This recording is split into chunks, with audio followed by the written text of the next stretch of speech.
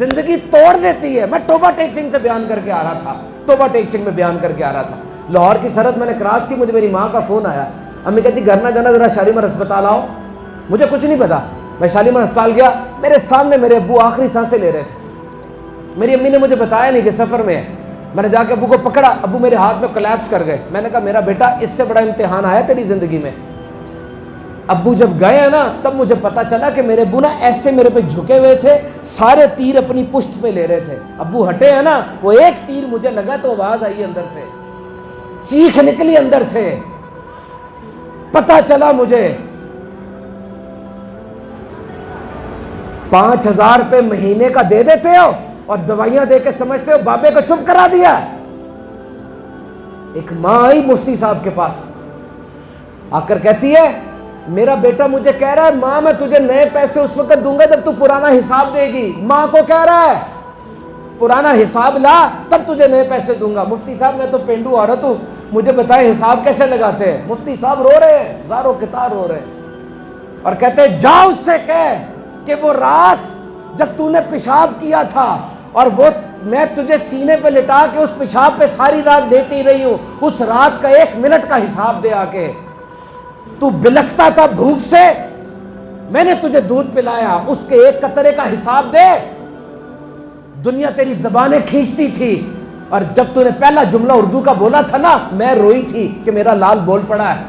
دنیا تیری ٹانگیں کھینچتی تھی, اور جب تو پہلا قدم چلا تھا میں روئی تھی میرا لال چل پڑا ہے. اللہ رب العالمین والصلاة والسلام علی سید المرسلین, اما بعد فاعوذ باللہ من الشیطان الرجیم, بسم اللہ الرحمن الرحیم. پڑھیے الصلاة والسلام علیک یا رسول اللہ.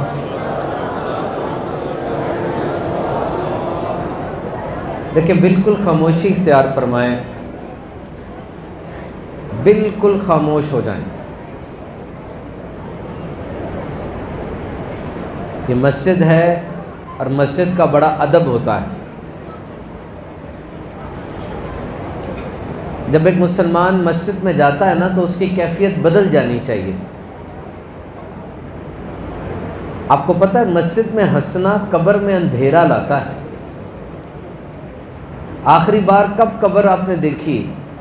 جب آپ نے سیلیں اوپر رکھیں, آخری سیل بھی رکھ دی, تو سوچئے کتنا اندھیرا ہو گیا ہوگا اندر, اور اس میں مزید اندھیرا ہے. اس بات کو فیل کریں کہ آپ مسجد میں ہیں. یہ عام جگہوں جیسی جگہ نہیں ہے, یہ پارک نہیں ہے, آپ کا ڈرائنگ روم نہیں ہے, یہ مسجد کا ایک کیمپس ہے. یہ پان کی دکان کا تھڑا نہیں ہے کہ جو مرضی آپ بولیں گے, کہہ کے لگائیں گے. نبی پاک صلی اللہ علیہ وسلم نے ایک عورت کا نماز جنازہ پڑھایا اور فرمایا کہ میں اس عورت کو جنت میں چلتے پھرتے دیکھ رہا ہوں. عرض کی یا رسول اللہ صلی اللہ علیہ وسلم اس کا کیا ایسا عمل تھا؟ فرمایا جب یہ زندہ تھی نا مسجد کی صفائی ستھرائی کا بڑا خیال رکھا کرتی تھی. You must think for a moment that I am in masjid. No place like this. اس مسجد کے بارے میں فرمایا کہ جس نے چڑیا کے گھونسلے کے برابر مسجد بنائی, اللہ جنت میں اس کا گھر بنائے گا. آپ کی یونیورسٹی میں سگریٹ پئیں آپ پکڑے جائیں گے, نشہ کریں پکڑے جائیں گے, نازیبا لباس پہن کے جائیں پکڑے جائیں گے, کیونکہ یونیورسٹی کا ڈسپلن ہے, نظم و ضبط ہے, اصول ہیں جو وہاں کی اتھارٹیز نے بنائے ہیں. اور اس مسجد کے نظم و ضبط خود اللہ رب العزت نے اور اس کے حبیب صلی اللہ علیہ وسلم نے ارشاد فرمایا. دیکھیں زبردستی آپ میں سے کسی کو نہیں بٹھایا, نہ یہاں پیسے ملنے, نہ یہاں کوئی ممبرشپ ہے, نہ یہاں بیٹھے رہنے سے کوئی ہم نے گھسیٹ کے کوئی لالچ دے کے بٹھایا. اب باہر چلے جائیں, مان لیں میری بات, اگر دل نہیں مان رہا باہر چلے جائیں, گناہ سے تو بچ جائیں گے نا, کیونکہ بے ادبی کی کوئی بچت نہیں ہے. صحیح کہہ رہا ہوں, نہیں دل مان رہا, زبان نہیں رک رہی, آپ باہر چلے جائیں, گھر جا کے سو جائیں, بے ادبی نہ کریں. ادبی سب کچھ ہے. آج پتہ چل جاتا ہے کسی ملک کے اندر نبی پاک صلی اللہ علیہ وسلم کی شان میں گستاخی ہوئی ہے, کتنا غصہ چڑھتا ہے آپ کو, دل خون کے آنسو روتا ہے. اس نے نبی پاک صلی اللہ علیہ وسلم کے گستاخانہ خاکے بنا دیے، اس نے گندی فلم بنا دی، معاذ اللہ معاذ اللہ، بہت دکھ ہوتا ہے۔ لیکن میرے بھائی وہ تو ہے ہی دشمن، وہ تو ہے ہی کافر، اس نے تو مانا ہی نہیں ہے اس بات کو، وہ تو غلط کام کرے گا۔ دکھ اس وقت ہوتا ہے جب آپ کی طرف سے ادب صحیح طرح نہیں آتا۔ ہم یہاں نبی پاک صلی اللہ علیہ وسلم کی سنتوں کا بیان کر رہے ہیں، قرآن مجید کی بات کر رہے ہیں، اور آپ کو اپنے موبائل فون کی پڑی ہوئی ہے، آپ ادھر ادھر ہنس کے باتیں کر رہے ہیں۔ صحابہ سے ادب سیکھو، جب وہ نبی پاک صلی اللہ علیہ وسلم کے گھر میں حاضر ہوتے، کھٹکھٹاتے بھی نہیں تھے، آواز بھی نہیں دیتے تھے، دہلیز پہ بیٹھ کے درود پڑھنا شروع کر دیتے تھے کہ جب حضور خود آئیں گے تو بات کر لیں گے، اور اگر واقعی جلدی ہوتی تو اپنی انگلی کے پوروں سے دستک دیتے تھے، پوروں سے، ناخن سے نہیں، یہ ادب کی وجہ سے تھا۔ حضرت ابو ہریرہ رضی اللہ تعالیٰ عنہ جب بھی اپنی کمان کو پکڑتے، تیر کمان کو، تو وضو کر لیتے۔ کسی نے کہا آپ کیوں وضو کرتے ہیں؟ جس مستری نے بنائی ہے اس کو ہم جانتے ہیں، وہ کوئی اتنا نیک آدمی تو نہیں تھا، کیوں وضو کرتے ہیں؟ کہتے وجہ صرف یہ کہ اس کمان کی شکل اس کمان سے ملتی ہے جو میں نے حضور کے ہاتھ میں دیکھی تھی۔ ادب، رسپیکٹ، ادب ہی تو ہے، اور کیا ہمارے پاس بتائیں؟ تو میرے محترم سامعین کرام، پیارے پیارے اسلامی بھائیوں، میں آپ کا بھائی ہوں اور آپ کو بالکل صحیح بات بتا رہا ہوں، ہر جگہ ایک جیسی نہیں ہوتی، رویے مختلف کرنے پڑتے ہیں، اور رویوں کے مختلف ہونے کی جگہ یہ نبی پاک صلی اللہ علیہ وسلم کا ذکر ہو، آپ کی پوری توجہ میری طرف ہونی چاہیے، بس یہ یاد رکھیں۔ کیوں؟ آپ مجھے بتائیں، آج سے پہلے آپ نے باقاعدہ قرآن و حدیث کے بارے میں بیٹھ کے ٹک کے بات کب سنی تھی؟ میں پوچھوں میچ کب دیکھا ہے، آپ فوراً مجھے بتا دیں گے۔ میں پوچھوں فلاں کیا دیکھا ہے، فوراً بتا دیں گے۔ قرآن و حدیث کے بارے میں بیٹھ کے ٹک کے کوئی بات کب سنی آپ نے آخری دفعہ؟ تو آج جب موقع مل رہا ہے، طے کرو، طے کرو۔ انشاءاللہ عز و جل آج شب برات بھی ہے، مسجد میں بھی بیٹھے ہیں، اور اچھی بات بھی سننے کو مل رہی ہے۔ جو بندہ اس مسجد میں آیا تھا نا، وہ واپس نہیں جائے گا، بلکہ تبدیل ہو کے جائے گا، تبدیلی آ جائے گی میرے میں۔ میں جو آیا تھا مسجد کو کراس کر کے، میں اس طرح واپس نہیں جاؤں گا، بلکہ میری ذات میں بڑی تبدیلی آ چکی ہوگی، میں کچھ سیکھ کر جاؤں گا، اور جو میرے دل پہ لینڈ کرے گی بات اس پہ عمل کروں گا۔ کوئی 1 2 3 4 باتیں میں سیکھ کر جاؤں گا، اور ساری زندگی کے لیے میں اس کو لے کر جاؤں گا۔ دیکھو نامہ مال کھلے ہوئے ہیں، فرشتوں نے رجسٹر کھولے ہوئے ہیں، اگلے سال کی شب برات تک کتنا رزق آپ کو ملنا ہے، زندگی رہنی نہیں رہنی، پیسہ کتنا ملنا ہے، سب کچھ طے ہو رہا ہے، کھاتے کھلے ہوئے ہیں۔ یہاں آنے سے پہلے میرے گھر سے تیسرے گھر پہ بابا جی کی ڈیتھ ہوئی ہے، مغرب سے پہلے فوت ہو گئے، وہ نمازی تھے مسجد کے، پوری سنت داڑھی تھی، اللہ تعالیٰ ان کی بخشش فرمائے، لیکن پچھلے سال شب برات میں ان کے لیے لکھا گیا تھا کہ یہ اگلے سال تک زندہ نہیں رہیں گے۔ میں نہان وارڈ میں گیا، شیخ زاد ہاسپٹل کا، وہاں پہ ایک بندہ جس نے دودھ کا کام وہ کرتا تھا، دودھ کا لاکھوں لیٹر دودھ اس نے بیچا، وہ جگر کا ٹرانسپلانٹ کرا کے آیا تھا، ٹرانسپلانٹ اس کا فیل ہو گیا، وہ مر رہا تھا، میرے سامنے اس کے گھر والوں نے اس کو دودھ پلایا، اس طرف سے دوسری طرف سے دودھ باہر نکل گیا، فوت ہو گیا۔ لاکھوں لیٹر دودھ بیچ چکا ہے، چند قطرے دودھ اس کے نصیب میں نہیں تھے، کیوں؟ کھانے کا کھاتا بند ہو گیا تھا اس کا۔ تو کیوں نہیں سمجھ رہے اس بات کو؟ Why you are not acknowledging it؟ آپ کے سامنے سب کچھ ہو رہا ہے، نظر نہیں آ رہا آپ کو؟ اسکول میں بچے کو تھپڑ پڑتا ہے، سارے الرٹ ہو جاتے ہیں، جی مجھے تھپڑ پڑنے والا ہے، گھر میں امی ایک کو ہاتھ لگا دے، سارے بچے تیار ہو جاتے ہیں نا، میری باری آئی ہے۔ جنازہ دیکھ کے کیوں نہیں تیار ہوتے آپ؟ سبق نہیں مل رہا جنازے سے؟ اپنی آخرت کی پرواہ کرو۔ انسان کہتا ہے میں ذرا پڑھ لوں پھر سیٹ ہو جاؤں گا، میں شادی کر لوں پھر سیٹ ہو جاؤں گا، بچے پیدا ہو گئے بچے پڑھا لوں پھر سیٹ ہو جاؤں گا۔ سیٹ نہیں ہوتا، جان نکل جاتی ہے اس کی، اس کو قبر میں رکھتے ہیں، اور کوئی کہتا ہے اس کا منہ قبلے کی طرف کرو، اب یہ سیٹ ہوا ہے۔ ترجیحات معین کرنی پڑیں گی آپ کو. آج کے دن کے ٹیک اویز میں آپ کو دوں گا. آج کے دن آپ نے کیا بات سیکھ کر جانی ہے اور بعد میں اس کو عمل میں ڈھالنا ہے. صحابہ کرام جب نبی پاک صلی اللہ علیہ وسلم کا خطاب سنتے ان کی حالت یہ ہوتی جیسے پتھر کے مجسمے ہو اور ان پہ پرندے آ کر بیٹھ جائیں. ایسی فوکس، ایسی توجہ ان کی ہوا کرتی تھی. اور یہ رات عام رات نہیں ہے، یاد رکھنا. اندھیرا وہی ہے، ٹائم بھی وہی ہوا ہے، رات کے 12-1 بج جائیں گے، وہی ماحول بھی ویسے ہی، گلی بھی وہی ہے. رات وہ نہیں ہے، یہ سب کچھ باقی وہی ہے، مسجد بھی وہی ہے، رات وہ نہیں ہے. یہ شب برات ہے. آسمان دنیا پہ تجلی ہے. آواز آ رہی ہے، اے بندے رزق مانگنا ہے، آ تجھے رزق دوں. اے بندے صحت چاہیے، آ تجھے صحت دوں. مغفرت چاہیے، آ میں تجھے معاف کر دوں. کون کہہ رہا ہے؟ جو ماں سے ہزاروں گنا زیادہ پیار کرتا ہے، وہ فرما رہا ہے. یہ جاؤ تو صحیح، اللہ آپ سے بڑا پیار کرتا ہے، اللہ آپ کے بڑا قریب ہے، آپ ہی اللہ کے قریب نہیں ہوتے. تو کہتا ہے نا رب تعالیٰ کہ تجھے مجھ سے بڑھ کے کوئی پیار کرنے والا مل گیا ہے جو تو مجھ سے دور جاتا ہے؟ مجھ سے بڑھ کے مل گیا کوئی؟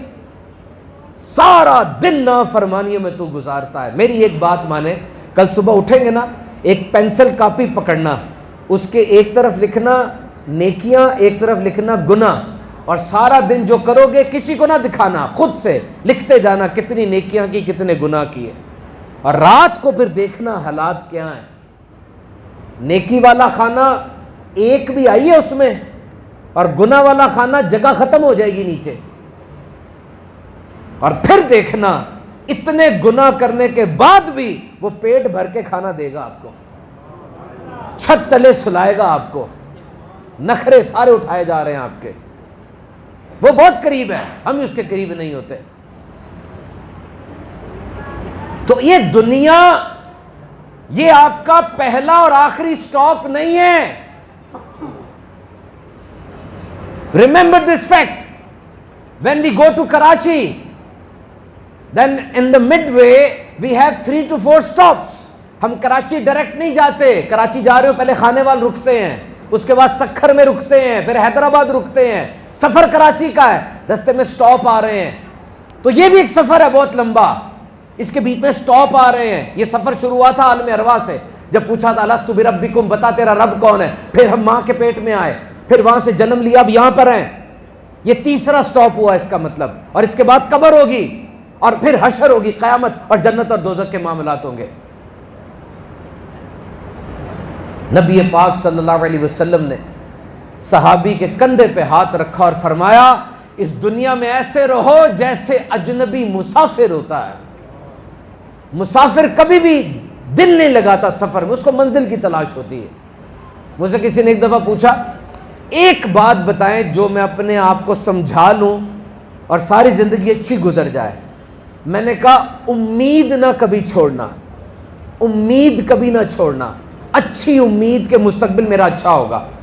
Never lose hope. یہ جتنے آپ کو نشئی ملتے ہیں اور نفسیاتی مریض ڈپریشن کے ملتے ہیں، ان سے پوچھے، یہ کہیں گے سب کچھ ٹھیک چل رہا تھا، ہم مقابلہ کر رہے تھے، بس ایک دن امید ٹوٹ گئی، امید ٹوٹی، ہم تباہ ہو گئے، ہم سے راہ نہیں گیا، ہم بکھر گئے، پھسل گئے. امید کبھی نہ توڑنا. اور اے مسلمان، تیری تو امید کبھی چھوٹنی بھی نہیں چاہیے. تیری زندگی سے سب کچھ چھن گیا، ارے جنت تو ہے نا. تیری صحت خراب ہو گئی، ڈاکٹر نے جواب دے دیا، ارے رب نے فرمایا شفا رب دیتا ہے. ڈاکٹر نے وہی دوائی 100 بندوں کو دی، کوئی ٹھیک نہیں ہوا، 101ویں کو دی، وہ ٹھیک ہو گیا. امید کبھی نہ چھوڑنا. یاد رکھنا، دس از دا فرسٹ ٹیک اوے آج کا رکھو، امید کبھی نہ چھوڑنا. دنیا کا ایک ملک ہے، وہاں پہ اگر ڈاکٹر کہہ دینا کہ تمہارے پاس میرا علاج نہیں ہے، میری سائنس تمہارا علاج نہیں کر سکتی، اس ڈاکٹر پہ کیس کر دیتے ہیں کہ تم نے کیوں ایسے کہا. کیوں؟ اس ملک کے اندر خدا پر ایمان نہیں ہے ان کو. جبکہ ہمیں پتا ہے کہ ڈاکٹر شفا نہیں دیتا، ڈاکٹر دوائی دیتا ہے، شفا اللہ دیتا ہے. حضرت موسیٰ علیہ السلام کے پیٹ میں درد ہوا، رب نے فرمایا فلاں جگہ پر جا بوٹی کھا لے، گئے بوٹی کھائی ٹھیک ہو گئے، اگلی دفعہ پھر پیٹ میں درد ہوا، بوٹی کا پتہ چل گیا تھا، ڈائریکٹ بوٹی کے پاس گئے، بوٹی کھائی، کچھ بھی نہیں فرق پڑا۔ مالک بوٹی بھی وہی ہے، جنگل بھی وہی ہے، رب نے فرمایا موسیٰ سب کچھ وہی ہے، میرا حکم نہیں تھا۔ یہ حکم ہونا بڑا ضروری ہے اور ہم اس کو ایمان رکھتے ہیں۔ Never lose hope. اور یہاں یہ بات یاد رکھنا کہ امید کب باقی رہے گی؟ جب تمہارا تعلق اللہ سے جڑا ہوگا۔ کسی نے کہا جی یہ دل کیوں ٹوٹتا ہے؟ غور سے سننا، دل کیوں ٹوٹ جاتا ہے؟ کیا جواب دیا گیا؟ دل کیوں ٹوٹ جاتا ہے؟ اس لیے کہ جس نے دل بنایا ہے تم نے اس کے ساتھ دل نہیں لگایا، تم نے دل کہیں اور لگا لیا ہے۔ وہاں دل لگاتے وہ کبھی دل نہ توڑتا۔ اور اگر دل ٹوٹ جائے تو یہ یاد رکھو، اگر کوئی تصویر خراب ہو جائے تو جس نے وہ تصویر بنائی ہوتی نا، تم اس کے پاس تصویر لے کر جاتے ہو اور اس کو دکھاتے ہو، اس نے رنگ لگائے تھے نا، اسے پتہ ہے کون سا رنگ کہاں لگنا ہے، وہ ٹھیک کر دیتا ہے۔ تو جب تمہارا بھی کچھ خراب ہو جائے نا تو رب کی بارگاہ میں جایا کرو، اس سے توبہ کیا کرو، استغفار کیا کرو۔ آج کی رات توبہ کی رات ہے، رجوع کرنے کی رات ہے۔ Purgation, this is the night of purgation. Purgation is the first door towards the ultimate end. سب سے پہلا دروازہ توبہ کا ہے۔ آؤ گزرتے ہیں توبہ کے دروازے سے۔ توبہ کیا ہے؟ سنو توبہ کیا ہے؟ کریں گے سارے توبہ آج؟ کس کے نصیب میں لکھ دیا گیا کل شام کو اس کا حادثہ ہو جانا ہے؟ کچھ نہیں پتا۔ کس کے نصیب میں لکھ دیا گیا؟ بہانے بنتے ہیں، او جی اینج ہویا، چلا گیا، وہ جو بھی ہوا وہ رہا نہیں۔ آج کی رات توبہ کی رات ہے، بخشش کی رات ہے۔ اللہ سے بخشش مانگنی ہے۔ دولت اس نے اوروں کو بھی بہت دی ہوئی ہے۔ توبہ، رجوع۔ توبہ مطلب رجوع۔ توبہ کے 3 سٹیپ ہے۔ سب سے پہلے acknowledge that I have done something wrong. میں نے غلط کیا ہے مالک، میں نے تیرے اور اپنے درمیان فاصلہ پیدا کر دیا ہے، میں نے غلطی کی ہے، مانے یہ بات، علم رکھیں اس کا۔ اور نمبر 2 ندامت ہو، شرمندگی ہو کہ مالک میں نے غلط کیا ہے، میں نادم ہوں اس کے اوپر۔ اور نمبر 3 اب میں دوبارہ یہ نہیں کروں گا۔ اور یہ مت سوچیں کہ توبہ میری قبول ہوئی ہے یا نہیں ہوئی۔ اگر توبہ کے بعد آپ اس گناہ کی طرف نہیں جا رہے، توبہ آپ کی قبول ہو گئی ہے۔ اس رستے پر آگے بڑھتے چلے جائیں۔ اور ہمیشہ آپ غور کریں، داتا صاحب ہوں، خواجہ صاحب ہوں، بابا فرید ہوں، غوث اعظم ہوں، اتنے بڑے بڑے نام، جب بھی یہ اللہ کی بارگاہ میں گئے گناہ گار بن کر گئے ہیں۔ کبھی کسی نے کہا کہ میں بڑا نیک ہوں مالک تیرے پاس آیا ہوں؟ نہیں، کہا مالک میں سب سے بڑا گناہ گار ہوں۔ کیوں؟ انہیں پتا ہے کہ گناہ گاروں پہ اللہ کی رحمت کا خاص کوٹا ہوتا ہے۔ نیک کے پاس تو نیکیاں بڑی ہیں نا، اس کو تو نیکیوں پہ فخر ہے۔ گناہ گار کے پاس کیا ہے؟ اس کے پاس تو رب ہے صرف۔ وہ پیچھے دیکھتا ہے گناہ ہی گناہ ہے، آگے دیکھتا ہے رب کی رحمت اس کو نظر آتی۔ گناہ گار بن کر گئے ہیں یہ۔ رات کا وقت تھا، خانہ کعبہ کا منظر بڑا سہانا تھا، پیاری پیاری ہوا چل رہی تھی، ہر بندہ اپنے ذوق کے مطابق عبادت میں مصروف تھا۔ کوئی سجدے کر رہا ہے، کوئی طواف کر رہا ہے، کوئی حجر اسود کو چوم رہا ہے۔ ایک بزرگ لکھتے ہیں میں نے دیکھا ایک نوجوان داخل ہوا کعبے میں، اس نے نقاب اوڑھا ہوا تھا، وہ ایک مقام پہ کھڑا ہوا اور اس نے رونا شروع کیا۔ اے مالک میں بہت گناہ گار ہوں، تیری زمین پر پانی کے قطرے اتنے نہیں ہیں جتنے میرے گناہ ہیں۔ مالک تیری زمین پہ ریت کے ذرے اتنے نہیں ہیں جتنے میرے گناہ ہیں۔ مالک یہ پتے اتنے نہیں ہیں جتنے میرے گناہ ہیں۔ چیخ مار کے رونے لگا، ساری رات آہوازاری کر رہا ہے، گناہ پہ رو رہا ہے۔ وہ بزرگ کہتے ہیں اس کا رونا سن کے ہمارے دل کے اندر بھی ایک رکت پیدا ہو رہی تھی۔ اور جب صبح ہونے لگی میں اس کے پاس گیا اور جا کر کہا نوجوان مجھے یہ بتا تو کہاں سے آیا ہے، تو کون ہے، تو نے کون سا گناہ کیا ہے جو کعبے میں آ کے اتنا رو رہا ہے، مجھے بتا میں بھی تیرے لیے دعا کروں گا۔ نوجوان چپ ساکت کھڑا ہے، نہیں ہل رہا۔ انہوں نے پھر پوچھا، نوجوان چپ۔ ان کو جھجھلاہٹ ہوئی، آگے بڑھے اور اس کا نقاب جھٹکا، کیا دیکھتے ہیں کہ امام زین العابدین ہے۔ گر گیا نقاب. کہنے لگے حضرت آپ کا یہ حال ہے تو ہمیں کیا کرنا چاہیے؟ یہ وہ امام زین العابدین ہے جب آپ کو غسل دیا گیا آپ کے کمر پہ کالے نشان تھے. پوچھا یہ کس چیز کے نشان ہے؟ کہا مدینے کے 70 گھروں میں کمر پہ آٹے کا توڑا رکھ کے دے کر آتے تھے. یہ اللہ والے کیا شان ہے ان کی. دیکھو پیش کیسے کر رہے ہیں اپنا کو گنہگار بن کر. نبی پاک صلی اللہ علیہ وسلم دن میں 70 بار توبہ کرتے ہیں. سوچ بھی نہیں ہے اس دامن اقدس پہ. کیوں؟ توبہ سے درجے بلند ہوتے ہیں. تو آؤ نیت کرو توبہ کرنے کی. دل سے توبہ تو کرو. ایک قدم بڑھو گے رب کی رحمت 10 قدم بڑھ کر آئے گی. یاد رکھو توبہ نا ڈیوائن کلینزر ہے. آپ کے بچے کے پاس سلیٹ کو صاف کرنے کے لیے ربڑ ہوتا ہے نا, ربڑ سے سارا صاف کر دیتا ہے. یہ ڈیوائن کلینزر ہے. فرمایا جو سچے دل سے توبہ کرتا ہے اللہ تعالیٰ فرشتے کو بھلا دیتا ہے اس کے گناہ, اس کے اعضاء کو بھلا دیتا ہے. جس زمین پر گناہ کیا تھا اس زمین کے خطے کو بھلا دیتا ہے گناہ. جب وہ اللہ کے پاس کھڑا ہوگا قیامت کے دن بالکل گناہ سے پاک صاف اور دھلا دھلایا کھڑا ہوگا. آؤ آج نیت کرتے ہیں, آج نیت کرتے ہیں کہ ہم رک رک کر توبہ کرتے رہیں گے. توبہ بڑی نعمت ہے, ہر ایک کو نصیب نہیں ہوتی. ترکی کے لوگ رات کو سوئے تھے اور صبح کے وقت 40 سیکنڈ کے لیے زمین ہلی, 50,000 بندہ فوت ہو گیا. توبہ کی توفیق ہر ایک کو نہیں ملتی. بار بار دل میں سوچ کے توبہ کیا کرو اور انالیسس کرو اپنا. آج پتا چلے کہ مکہ کالونی اور بلوچ کالونی کے اندر موٹر سائیکلیں اٹھائی جا رہی ہیں, آپ نئے چین لاک خریدو گے. آج پتا چل جائے گھروں میں ڈاکے پڑ رہے ہیں, آپ CCTV کیمرے لگاؤ گے. کیوں؟ انسان اپنی دولت کی حفاظت کرتا ہے. آج پتا چل جائے لوگ بینک اکاؤنٹ پہ فراڈ کر رہے ہیں, آپ کال ہی اٹینڈ نہیں کرو گے, غصے میں آ جاؤ گے. کیوں؟ اس لیے کہ دولت کی حفاظت ضروری ہے. تو آپ کی سب سے بڑی دولت کیا ہے؟ ایمان کی دولت. سب سے بڑی دولت ایمان کی ہے. آپ زمین کے اوپر ہو, دل میں اللہ کے ایک ہونے کا اقرار ہے نا؟ ہے. حضور اکرم صلی اللہ علیہ وسلم کی ختم نبوت کا اقرار ہے نا؟ ہے. کیا یہ اقرار یہی لے کے قبر میں چلے جاؤ گے؟ خدا کی قسم یقین نہیں ہے, خدا کی قسم یقین نہیں ہے. ایک تابعی 35 صحابہ سے ملے. کون صحابہ؟ جنہوں نے حضور سے ڈائریکٹ تربیت حاصل کی. کون صحابہ جو قطعی جنتی ہیں؟ کون صحابی جن جیسا کوئی نہیں ہے؟ سخت پریشان تھے وہ. پوچھا آپ کیوں پریشان ہیں؟ کہا اس لیے پریشان ہے کہ ہمارا خاتمہ ایمان پر ہوگا یا نہیں ہوگا ہمیں اس کا نہیں پتا. Care for this treasure. حضرت ابو اسحاق فرازی رحمت اللہ تعالی علیہ, آپ کی صحبت میں ایک بندہ بیٹھا کرتا تھا. وہ ہمیشہ اپنا آدھا چہرہ چھپا کے رکھتا تھا. ایک دن آپ نے فرمایا بندے تو بھی مرد ہے ہم بھی مرد ہیں, کوئی پردہ نہیں ہے, تو چہرہ کیوں چھپاتا ہے؟ اس نے کہا اگر مجھے جان کی امان دے تو میں بتاتا ہوں. کہا تجھے امان ہے. کہا سنیے میں کفن چور تھا اور جب لوگ مر جاتے تھے میں ان کا کفن رات کو چرایا کرتا تھا. ایک دن ایک بڑی نیک خاتون فوت ہو گئی اور میں رات کو گیا قبر کھودی اور اس خاتون کا کفن اتارنا چاہا, کفن نہیں اترا. میں نے گھسیٹا, کفن پھر بھی نہیں اترا. پھر اچانک وہ عورت بیٹھی اور اس نے رکھ کے تھپڑ میرے منہ پہ مارا.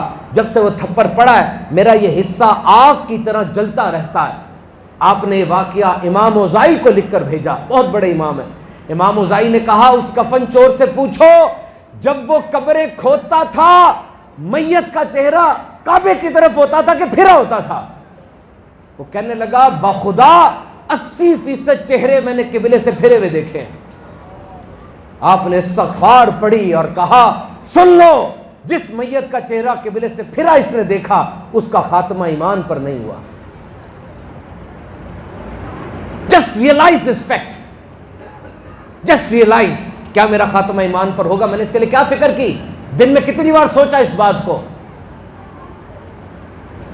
زمانہ کیا آ گیا یار, سوچو زمانہ کیا آ گیا. انسان کتنی بے راہ روی کا شکار ہو گیا ہے. تم جتنی مرضی ٹیکنالوجی میں ترقی کر جاؤ, آج چیٹ GPT نے دنیا میں انقلاب برپا کر دیا. آج موبائل فون کی ٹیکنالوجی نے گوگل پر دن میں 9.5 ارب ریسرچز ہو رہی ہیں, دن میں تقریباً 2 ارب واٹس ایپ میسیجز ہو رہے ہیں. ساری زندگی مشین کے گرد آ گئی. لیکن ہمارے ایمان کی حفاظت کا کیا ہوا بتاؤ تو صحیح. سامنے یونیورسٹی ہے, سامنے غور سے مثال سننا، ہل جاؤ گے اندر سے. سامنے یونیورسٹی ہے، 200 بچہ باہر نکلا، 200 بچہ باہر نکلا. یونیورسٹی کے سامنے مسجد ہے، آواز آ رہی ہے حی علی الفلاح، حی علی الصلاح، حی علی الفلاح، کم ٹورڈز دا بیٹرمنٹ. آؤ فلاح کی طرف، آؤ فلاح کی طرف. پوری دنیا میں سب سے زیادہ گونجنے والی آواز یہ ہے، آؤ فلاح کی طرف. یہ جو بچے باہر نکل رہے ہیں یہ تو بہتری کی طرف جانا چاہتے ہیں؟ نہیں جانا چاہتے. میٹرک کے بعد ہمیں فون کرتے ہیں، سر انجینئرنگ کریں، میڈیکل کریں، کامرس کریں یا فائنانس کی طرف آ جائیں، آئی ٹی کا بڑا سکوپ ہے. فلاح کہاں ہے، بہتری کہاں ہے؟ ہم کہتے ہیں جناب آپ فلاں جگہ چلے جائیں. ڈگری لے لی، اب کیا کریں؟ پاکستان میں انفلیشن بہت زیادہ ہے، ڈالر سٹیبل نہیں ہو رہا، اکنامک کنڈیشن تباہ ہو گئی ہے. گلف جائیں، امریکہ جائیں، انگلینڈ جائیں. فلاح کہاں ہے، بہتری کہاں ہے؟ فلاں جگہ چلے جاؤ. اے بہتری کی تلاش میں گھومنے والے، یہ مؤذن کیا کہہ رہا ہے؟ آؤ فلاح کی طرف، آؤ بہتری کی طرف. مجھے ایمان سے بتائیے جو 200 بچہ باہر نکلا ہے اس میں سے کتنے مسجد میں آئیں گے اور کتنے تالیاں مارتے ہوئے آگے نکل جائیں گے؟ تمہارا وہ علم جو آج تمہیں مسجد میں نہیں لے کر آ سکا کل جنت میں کیسے لے جائے گا؟ تمہارا وہ علم جو آج تمہیں گناہ سے نہیں روک رہا کل جہنم سے کیسے روکے گا؟ So get ready. آج سے آپ نے یہ نیت کر کے جانی ہے کہ انشاءاللہ عز و جل، انشاءاللہ عز و جل میں ایک اچھا مسلمان بننے کی کوشش کروں گا. نیت کریں، نیت کریں میں اچھا مسلمان بننے کی کوشش. اپنے دل کو سمجھائیں، دل کو سمجھائیں. آپ نے دل کو سمجھا کے بڑا بڑا کچھ کر لیا ہے، پتا آپ کو؟ آپ دل کو سمجھاتے ہیں بڑے سفر کر لیتے ہیں، آپ دل کو سمجھاتے ہیں بڑا بڑا کچھ کر لیتے ہیں. دل کو سمجھائیں کہ یہ دل ایک مسلمان کا دل ہے، میں نے اس کو چینج کرنا ہے. شب برات پہ ایک تو یہ میں نے آپ کو بات بتائی کہ یہ توبہ کی بخشش کی رات ہے. اللہ تعالیٰ ہم سب کی بخشش فرمائے. اللہ تعالیٰ آج کے دن جو رحمتیں نازل ہو رہی ہیں اس سے ہمیں حصہ عطا فرمائے. ایک مثال دی میرے آقا علیہ الصلوۃ والسلام نے. ایک قبیلہ بنی کلب، یہ وہ قبیلہ تھا جس کی بکریاں سب سے زیادہ ہوتی تھیں. اس کی بکریوں کے بالوں سے زیادہ بندوں کو اللہ معاف کر دیتا ہے آج. کاش اس میں ہم بھی شامل ہو جائیں، ہمارے ماں باپ بھی شامل ہو جائیں. لیکن شب برات میں ایک اور چیز بڑی فیسنیٹنگ ہے. کیا؟ جیسے یہ رات گزرے گی سامنے رمضان کھڑا ہوا ہے، جھوم کر گئے سبحان اللہ. جو ایک بار سبحان اللہ کہتا ہے جنت میں اس کا درخت لگ جاتا ہے. کیوں میں نے آپ سے کہا سبحان اللہ کہیں؟ کیوں بھلا؟ یار دنیا میں کوئی ایونٹ ہو رہا ہو نا، دنیا میں کوئی گیمز کا کوئی چیز کا ایونٹ ہو رہا ہو، کتنی پبلسٹی ہوتی ہے اس کی، سارے چینل پہ آ رہا ہوتا ہے دنیا کے ملک میں کیا ہونے والا ہے. یا پاکستان میں کوئی ایسا ایونٹ ہونے والا ہو، گلیاں سڑکیں بھری ہوتی ہیں کہ فلاں چیز آنے والی ہے. تو رمضان ایونٹ نہیں ہے؟ رمضان سے بڑا کیا ایونٹ ہوگا؟ سوچو، جنت کے دروازے کھل جائیں گے، جہنم کے بند ہو جائیں گے، شیطان کو جکڑ کے سمندر کے اندر پھینک دیا جائے گا. رب فرمائے گا جنت کے سارے دروازے کھول دو. ریٹ بڑھ جائے گا، ریٹ بڑھ جائے گا. پہلے ایک نیکی تھی، اب ایک نیکی 70 نیکی ہو گئی ہے. سوچو، لو اس بات کو، لو اس بات کو. یار وہی ایک نیکی 70 نیکی ہو جائے گی. پہلے میں کسی سے سلام کرتا تھا 40 نیکیاں ملتی تھی، اب ملٹی پلائی بائی 70. واہ کتنا کرم ہو جائے گا. تو انشاءاللہ رمضان کا استقبال کریں گے ہم سارے. رمضان المبارک کو بھرپور وگر کے ساتھ گزاریں گے. یہ ایونٹ ہے ہمارا. پوری دنیا میں تقریباً 2 ارب مسلمان ہیں، ان کے لیے تو فرض عبادت ہے یہ، لیکن پوری دنیا پہ اس کا اثر ہو رہا ہوتا ہے. پتہ آپ کو تجارت کتنی بڑھ جاتی ہے، کھجور، پھل، دودھ بکتے ہیں، کپڑے، درزی، عیدی، نوٹ، بالوں کی، اور پھر آخر میں جا کے اعتکاف کے اندر بہت بڑی انڈسٹری ہے یہ. اور ابھی سے نیت کریں کہ انشاءاللہ عز و جل ہم رمضان المبارک کا بھرپور انداز سے استقبال کریں گے. اللہ تعالیٰ ہم ساروں کو رمضان سے ملا دے. دا کانسیپٹ آف رمضان دیکھیے. پچھلے دنوں میں ایک خبر پڑھ رہا تھا، مجھے رمضان کی زیادہ اہمیت کا اندازہ ہوا. پاکستان سائیکیٹرک ایسوسی ایشن، ماہرین نفسیات پر مشتمل ایک ایسوسی ایشن ہے، اس نے یہ رپورٹ شائع کی کہ پاکستان میں پاگل پن بہت بڑھ رہا ہے، خودکشیاں بہت زیادہ ہو رہی ہیں. نوجوان لڑکوں میں امراض آ رہے ہیں، دل تیز دھڑک رہا ہے، پریشانی بہت پھیل رہی ہے، نفسیاتی امراض بڑھ رہے ہیں. آگے وجہ بھی لکھی تھی، کیونکہ فوکس نہیں ہے، توجہ سیٹ نہیں ہے، توجہ بکھری ہوئی ہے، فیصلہ نہیں کر سکتے، فیل ہو گئے پریشان ہو جاتے ہیں، باپ فوت ہو گیا آگے کچھ نظر نہیں آ رہا، ملک میں مہنگائی بہت زیادہ ہے، تنخواہ کم ہے. میرے ذہن میں فوراً آیا کہ یہ توجہ جو بکھر جاتی ہے، اس توجہ کو سیٹ کیسے کرنا ہے. اب سوچو رمضان کے مہینے میں روزے کے دوران انسان کی توجہ کیسی سیٹ ہو جاتی ہے. کیسے؟ ایک بندے نے مجھے کہا عصر کے وقت روزہ دار کو کھانے کا انتظار ہوتا ہے. غلط کہہ رہے ہو، کھانے کا انتظار نہیں ہوتا، روزہ دار کو اللہ کے حکم کا انتظار ہوتا ہے. یہ کوئی فاقہ نہیں ہے، کوئی قحط نہیں پڑ گیا کہ لاہور میں آٹا ختم ہو گیا ہے، چاول ختم ہو گئے ہیں، یا پیٹ خراب ہے ڈاکٹر نے منع کیا کھانا نہیں کھانا، یا کوئی ایسا معاملہ بن گیا ہے. نہیں، کھانا ہے، پانی ہے، پیسہ بھی ہے، پیٹ بھی ٹھیک ہے، سارا دن نہیں کھا رہا. کیوں؟ اللہ کا حکم ہے. اس کا دل کرتا ہے پانی پیو، آگے جاتا ہے، کوئی دیکھ بھی نہیں رہا، اچانک دل سے آواز آتی ہے تجھے تیرے اللہ نے منع کیا ہے، اور جب وقت آتا ہے تب کھانا کھاتا ہے. ثابت کیا ہوا کہ روزے کے دوران بندے کی توجہ صرف اللہ تعالیٰ کی طرف لگی ہوئی ہے، سارا دن توجہ سیٹ کر دیتا ہے روزہ یہ والی.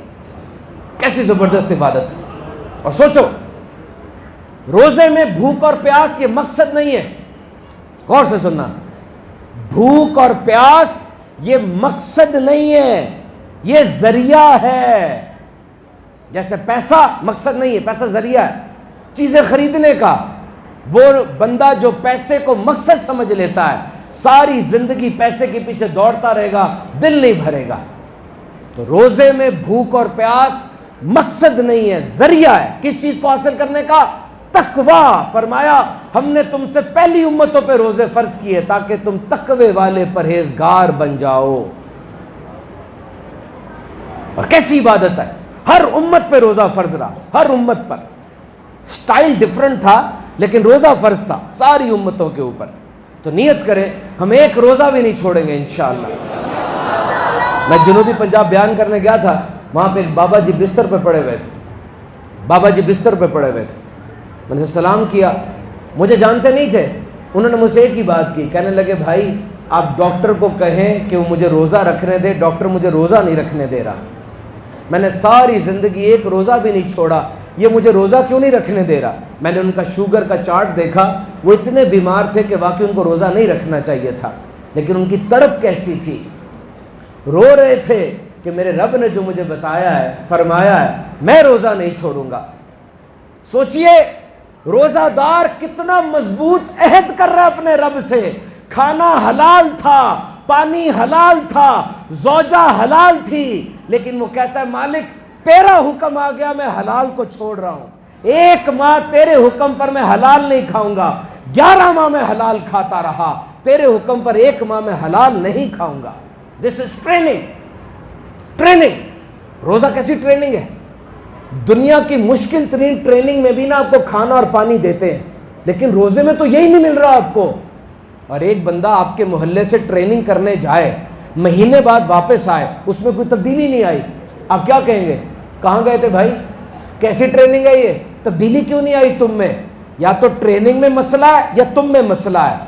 تو 1 مہینہ روزے کے بعد آپ میں کتنی بڑی تبدیلی آنی چاہیے. اور واقعی احتیاط کے ساتھ جو روزہ رکھتا ہے نا، سحری افطاری میں کھانے میں احتیاط کرتا ہے، گناہوں سے بچتا ہے، 1 مہینے بعد سیٹ ہو جاتا ہے بالکل. وہ جاپان کا سائنسدان ہے، اس کو نوبیل پرائز ملا ہے، اس کی ریسرچ ہے لائزوسوم ریسائیکل پر، جا کے گوگل پہ سرچ کرو.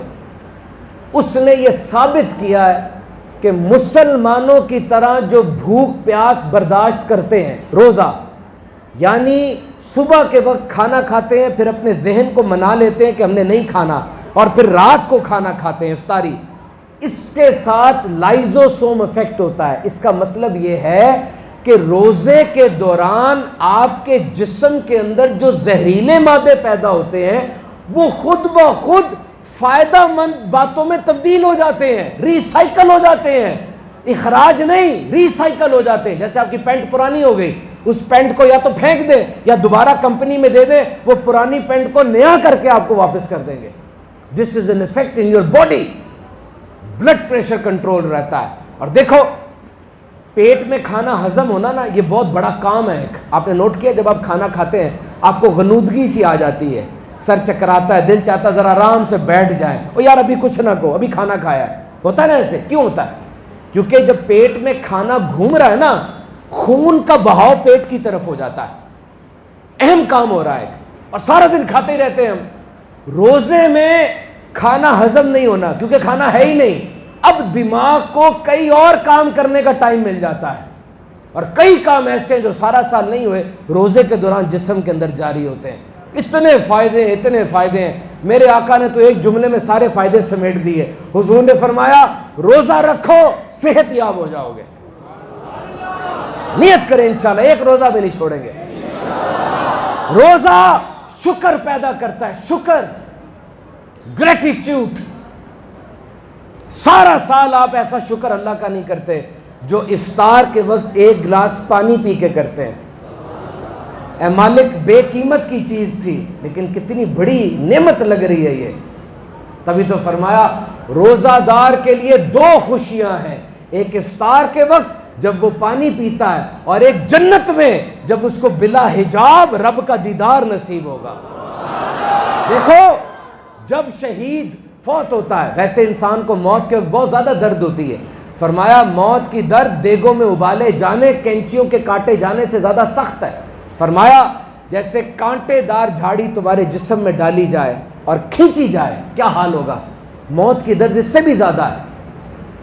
لیکن شہید جب فوت ہوتا ہے اس کو چیونٹی کے کانٹے کی درد ہوتی ہے صرف. کیوں؟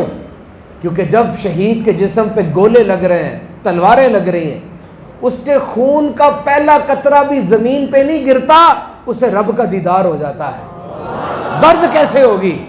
اور یہی شہید جب جنت میں پہنچ جائے گا تھوڑا غمگین سا ہوگا. رب تعالیٰ پوچھے گا اے بندے تجھے جنت مل گئی ہے, ابھی بھی تو غمگین نظر آتا ہے. کہتا مالک تیرا وعدہ پورا ہے, جنت ہے تیری, سب کچھ یہاں پر ہے, لیکن وہ جو مرتے وقت میں نے تیرا دیدار کیا تھا نا, ایسی نعمت کوئی تیری جنت کے اندر بھی نہیں ہے, تو مجھے دوبارہ زمین پہ بھیج, میں بار بار تیری راہ میں شہید ہوں اور تیرا دیدار مجھے نصیب ہو. تو اے روزہ دارو خوش ہو جاؤ, تم میدان جہاد میں نہیں گئے, تم روزہ رکھتے ہو, اللہ کا دیدار تمہیں بلا حجاب نصیب ہو جاتا ہے. روزہ رکھیں, ضرور رکھیں, ڈٹرمنیشن کے ساتھ رکھیں. روزہ آپ کی 2 ایکٹیویٹیز پہ اثر ڈالتا ہے, سونے پہ اور کھانے پینے پہ. یہی تو مین ایکٹیویٹیز ہے انسان کی. اور نیت کریں انشاءاللہ رمضان کے اندر قرآن مجید بھی ضرور ختم کریں گے. مسجد میں ہمارے امام صاحب کے ساتھ تراویحیں پوری کی پوری پڑھیں گے نا انشاءاللہ. پڑھے لکھے لوگ آپ بیٹھے ہیں, میں آپ کو یہ عرض کر دوں اس رمضان میں ایک نیت آپ یہ کر لیں کہ ہم قرآن مجید کا عربی کے ساتھ اردو ترجمہ بھی پڑھیں گے. پتہ چلے نا قرآن مجید میں رب تعالیٰ نے مجھ سے کیا فرمایا ہے, نماز کے اندر میں کیا بات کر رہا ہوں رب تعالیٰ سے. میرے پیارے پیارے اسلامی بھائیوں, رات گزرتی چلی جا رہی ہے, اللہ تعالیٰ کی رحمت کی برسات ہے, ہم نیتیں کرتے چلے جا رہے ہیں. آج کی رات کچھ لوگ بخشے نہیں جاتے. ان میں سے ایک وہ ہے جو کینہ رکھتا ہے, دوسروں کے خلاف نفرت رکھتا ہے. ایک وہ ہے جو ماں باپ کا نافرمان ہوتا ہے. انڈیا میں نا ایک ہاسٹل ہے, وہاں پر نا مرنے والے لوگوں کو لایا جاتا ہے. ان کا عقیدہ آپ کو پتہ ہے, جلاتے ہیں نا مردوں کو. وہ کہتے ہیں بھی اس جگہ پہ مردے کو جلائیں گے نا تو زیادہ فائدہ ہوگا مردے کو. وہاں ہاسٹل بنا دیا تو جو بندہ مرنے والا ہوتا ہے اس کو وہاں لے جاتے ہیں. اس بندے نے 18,000 موتیں دیکھی ہیں. اس سے پوچھا کہ اپنی زندگی کے کوئی سے 2 تجربات بتاؤ, کوئی سے 2. سنے ذرا, 18,000 بندوں سے ملا جو مر رہے ہیں. اس نے پہلی بات پتہ کی, یہی بات کی, کہتا ہے معاف کر دو, دل میں دشمنی نہ رکھو. تم یہ سمجھتے ہو کہ میں دشمنیاں گٹھری میں ڈالتا رہوں گا اور آگے جا کے کبھی پھر گرا دوں گا. پتہ نہیں ہے, بابا ویسے بستر پہ پڑا ہو نا, اس کی معافی کتنی مزیدار نہیں لگتی. معاف کر دو. یہ میں نے جن کو مرتے ہوئے دیکھا، ان کے دل میں یہی دکھ تھا، کاش میں اپنے بھائی کو معاف کر دیتا، کاش میں اپنے دوست کو معاف کر دیتا، اور آج وہ مرنے کے لیے یہاں پر آ گیا ہے۔ آپ صبح اٹھتے ہوئے موبائل آن کرتے ہو نا، آپ کے موبائل پہ پہلے پرانا ڈیٹا لوڈ ہوتا ہے، پھر آج کی باتیں آتی ہیں، اور آپ بھی جب صبح اٹھتے ہو نا، آپ کی پرانی دشمنیاں پہلے لوڈ ہوتی ہیں دماغ میں، پھر آج کے کھاتے کھلتے ہیں نا، معاف کر دو۔ اور دوسری بات اس بابے نے بتائی، چھوٹی چھوٹی خوشیاں ڈھونڈو۔ تم خوشیوں کا انتظار کر رہے ہوتے ہو کہ خوشی وہاں ہے، جو میرے ساتھ رہ رہا ہے یہ اچھا نہیں ہے، وہ صحیح ہے، جس گھر میں رہ رہا ہوں یہ اچھا نہیں ہے، وہ گھر ٹھیک ہے، جو گاڑی میرے پاس ہے چھوٹی سی ہے وہ ٹھیک ہے، اور نہیں، وہ خوشی نہیں ہے، یہاں خوشی ہے، یہ خوشی کی جگہ یہ ہے۔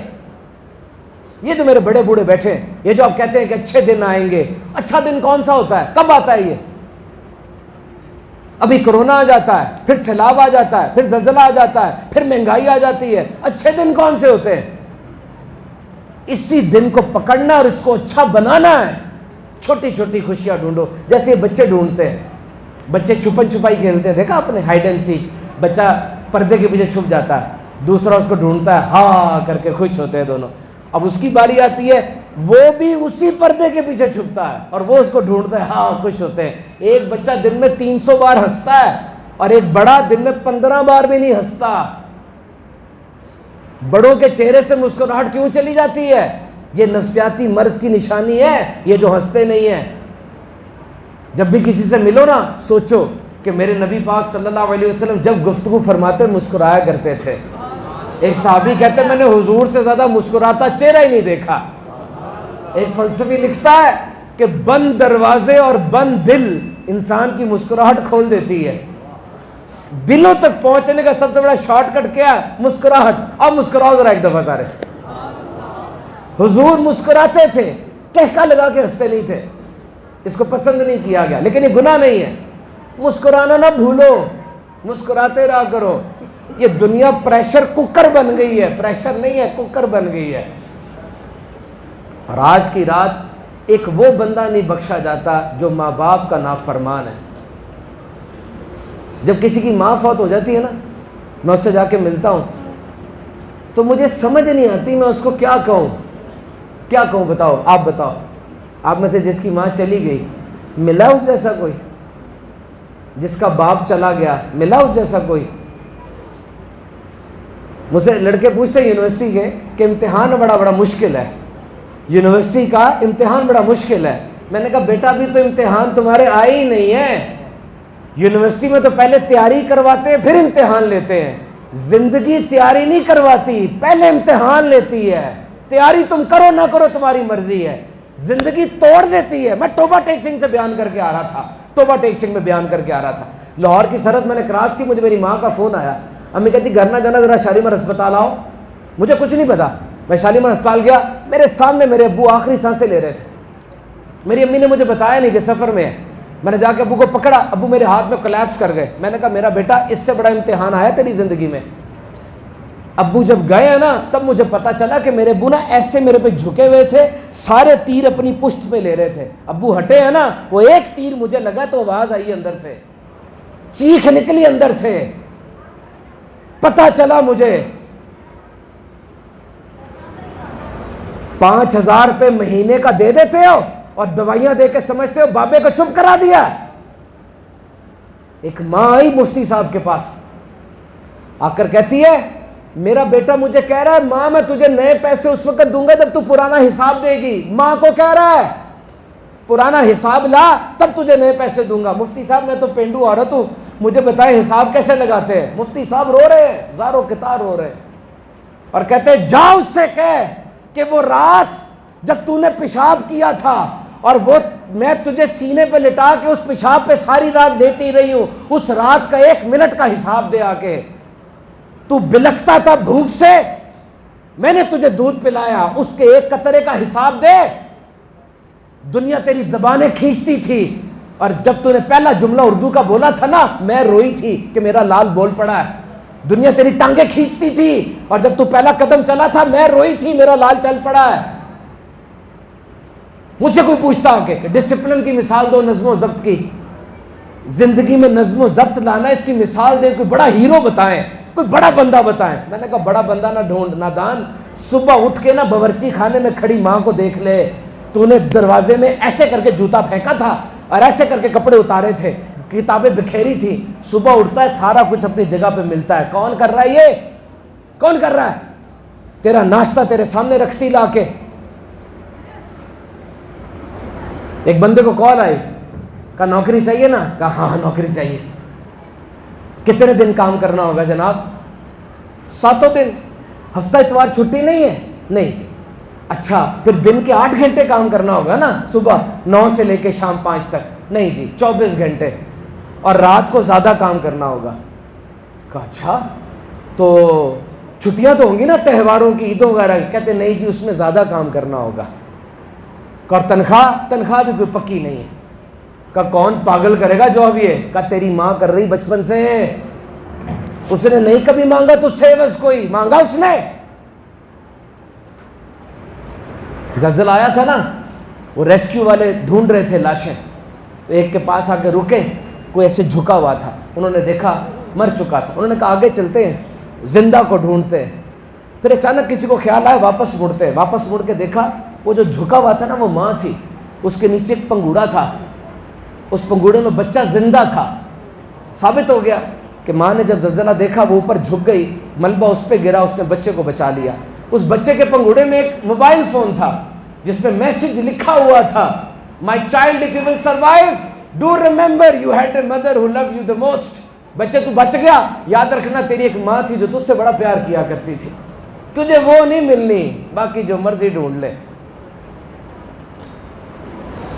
مالک بن دینار رضی اللہ تعالیٰ عنہ حج پر آئے ہیں اور تاج زمانہ میں سے ہیں، حج میں کالے گورے اجمی عربی سارے موجود ہیں۔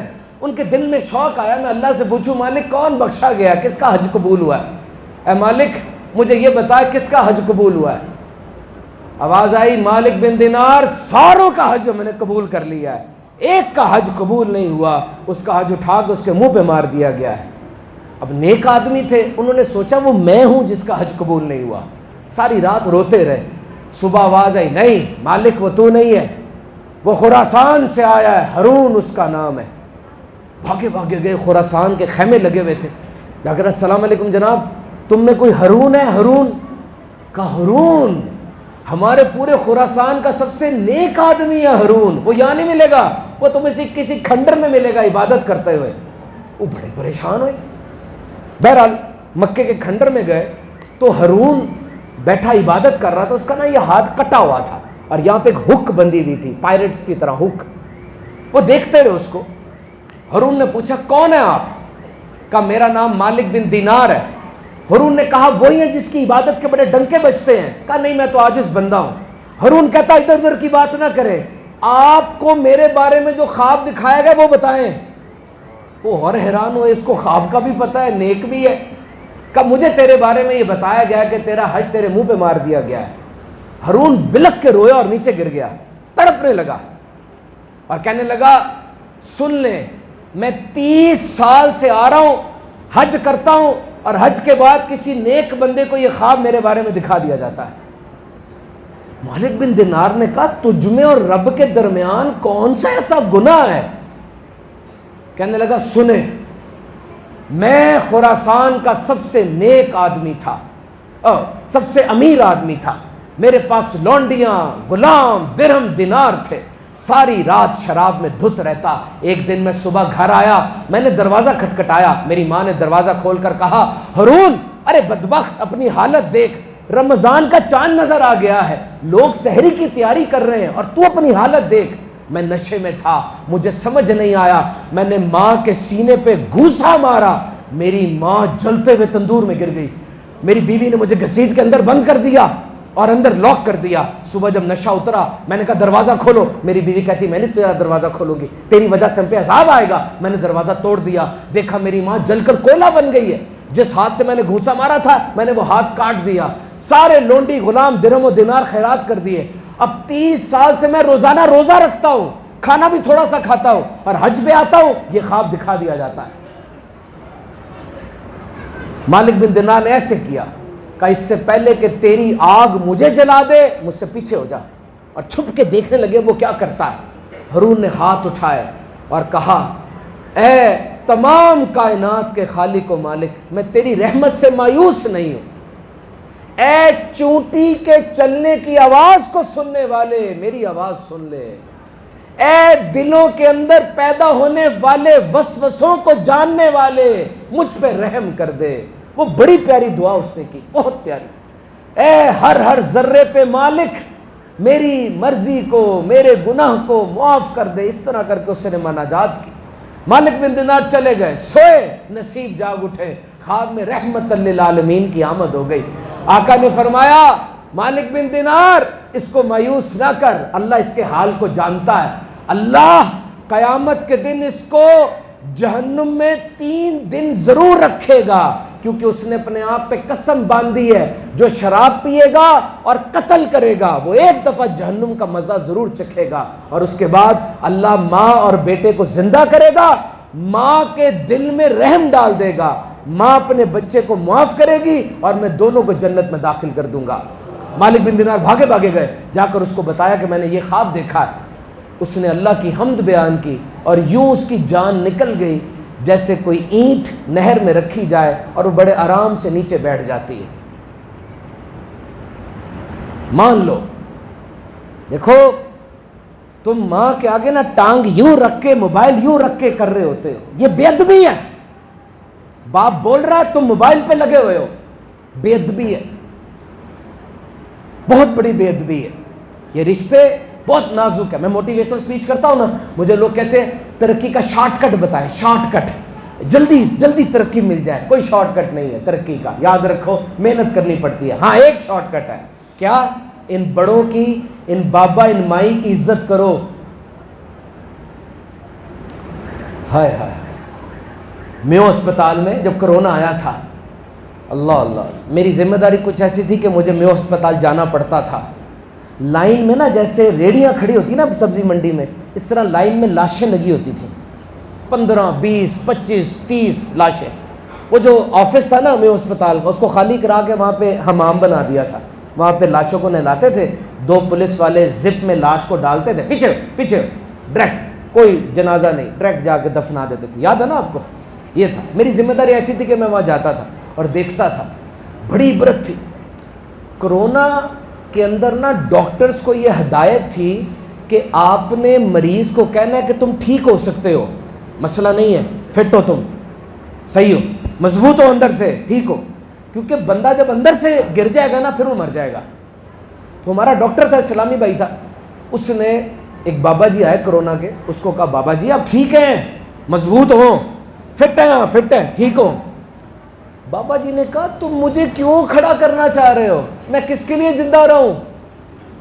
مجھے تو گھر کے آخر میں کمرہ دیا ہوا ہے، مجھ سے تو بات ہی کوئی نہیں کرتے، نہ کاروبار کا پوچھتے نہ کچھ اور کرتے ہیں، مجھے مرنے دو بھائی۔ تو یاد رکھو انسان کو عمر بوڑھا نہیں کرتی۔ میں نے 40 سال کے بوڑھے دیکھے اور 70 سال کے جوان بھی دیکھے ہیں۔ یہ نوجوانوں کا رویہ اپنے ماں باپ کو بوڑھا کر دیتا ہے۔ عزت ادب، یہ جیک ہے، جیک۔ ایک استاد صاحب تھے،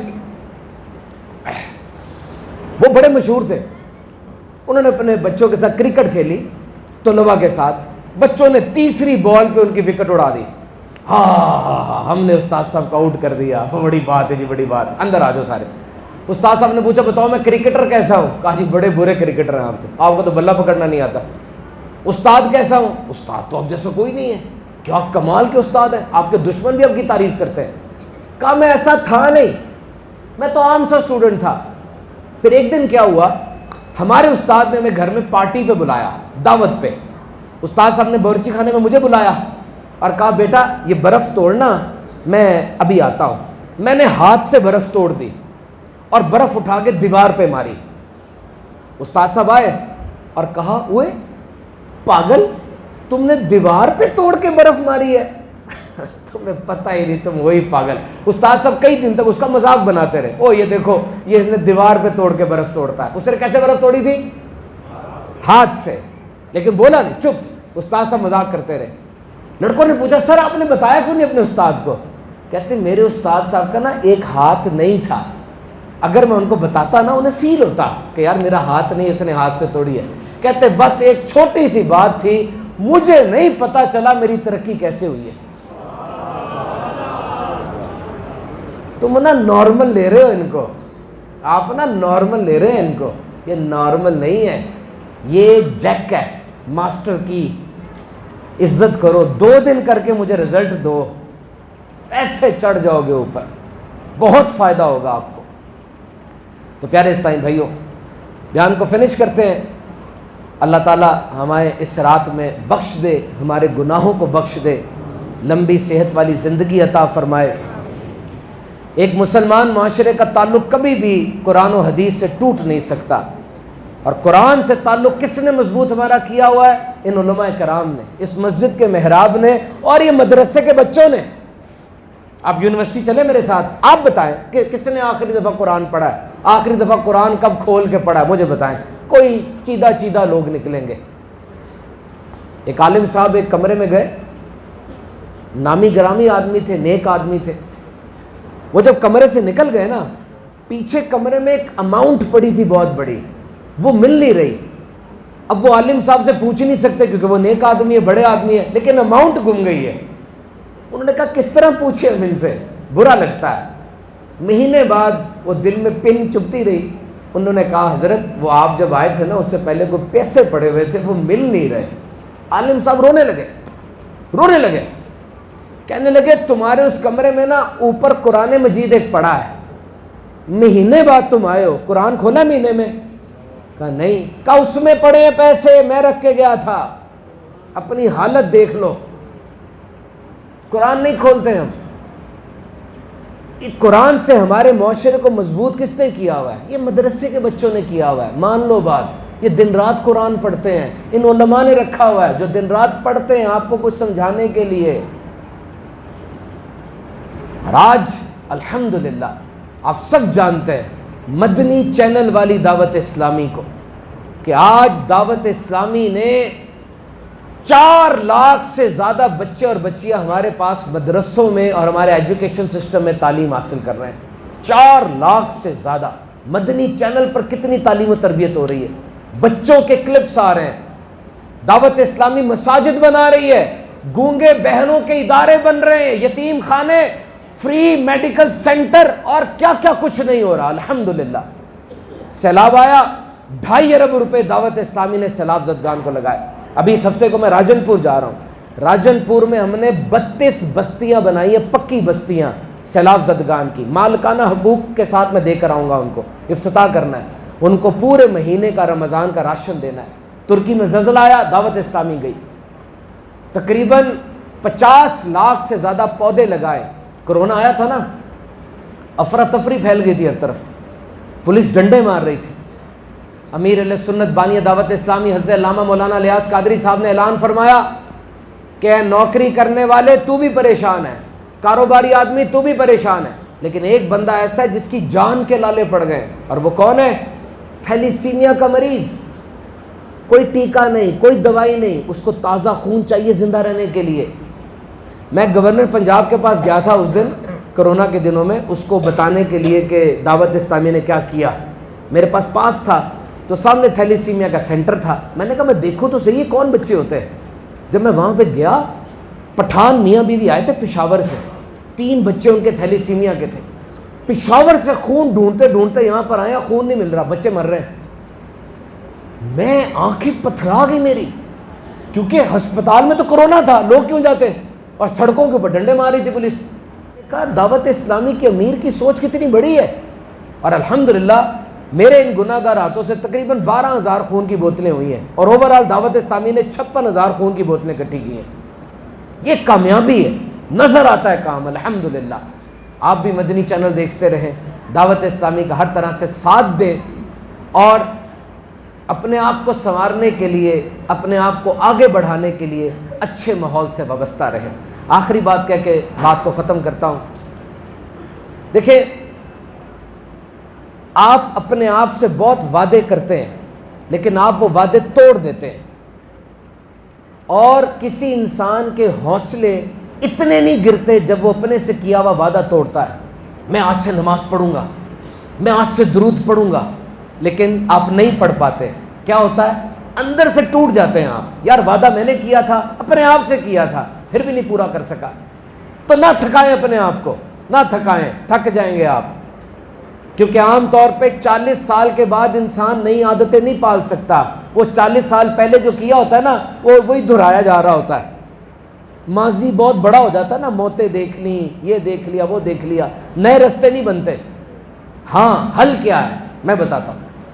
بدلنا چاہتے ہیں اپنے آپ کو, ان لوگوں کے ساتھ بیٹھنا شروع کر دیں جو پہلے بدلے ہوئے ہیں.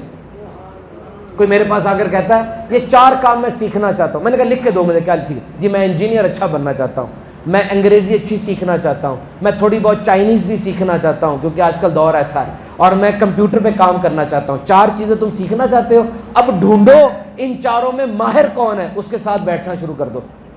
سیدھی سی بات. ایک بندہ مجھے آ کر کہتا ہے جی نوکری نہیں مل رہی. نوکری کیسے ملے گی؟ بڑا آسان طریقہ ہے. ایسی جگہ پہ جاؤ جہاں پر مسائل ہیں, پرابلمز ہیں, جا کے اس مسئلے کا حل ان کو دے دو, تمہیں وہ ملازم رکھ لیں گے. تمہاری ذات میں مطلب نظر آئے نا اس کو. دنیا مطلب کی ہے کہ نہیں؟ یہ باہر جو لوگ پھر رہے ہیں دکانیں کھول کے, بسیں چلا رہے ہیں, یہ جو گاڑیوں میں اٹھ بیٹھ رہے ہیں, دکان کے اندر باہر جا رہے ہیں, مطلب کے لیے ہے نا. آپ کو جو کال کرتا ہے ویسے کال کرتا ہے, مطلب کے لیے کال کرتا ہے. تو مطلب بن جاؤ, اپنے آپ کو اتنا چمکاؤ کہ تمہیں اس میں مطلب نظر آئے. انجینئرز, یہ وسیم بھائی بیٹھے ہمارے انجینئرز, پاکستان میں سال کے اندر 10,000 انجینئر بن رہا ہے. کتنا؟ 10,000 انجینئر. کیا ہمارے پاس کوئلہ, لوہا, سوئی گیس, بجلی ہے اتنی کہ ان انجینئرز کو جاب دیں ہم؟ نہیں ہے. بے روزگار پھر نہیں رہی ہے. لیکن ایک ایسا انجینئر جو انگریزی بھی بہت اچھی بولتا ہے, ایک ایسا انجینئر جس کو پیسہ سنبھالنا بھی آتا ہے, اس کے لیے جاب ہے, کھلی ہوئی جاب ہے. اپنے اندر مطلب پیدا کرو. تو اگر نمازی بننا چاہتے ہو میری بات مانو, نمازیوں کے ساتھ بیٹھنا شروع کر دو. اگر درود پاک پڑھنا چاہتے ہو میری بات مانو, جو پہلے درود پاک پڑھ رہے ہیں نا ان کے ساتھ بیٹھنا شروع کر دو. اور اگر تم شرابیوں کے ساتھ بیٹھو گے, اگر آپ کو شراب کی لت نہ بھی لگی نا, بدنام آپ ہو جائیں گے کہ شرابیوں کے ساتھ بیٹھتا ہے. یہ کلیہ ہے, آج سے نہیں ہے, جب سے زمین بنی ہے تب سے ہے. اللہ تعالیٰ ہم سب کا آنا قبول فرمائے. آمین بجاہ نبی الامین صلی اللہ تعالیٰ علیہ وسلم.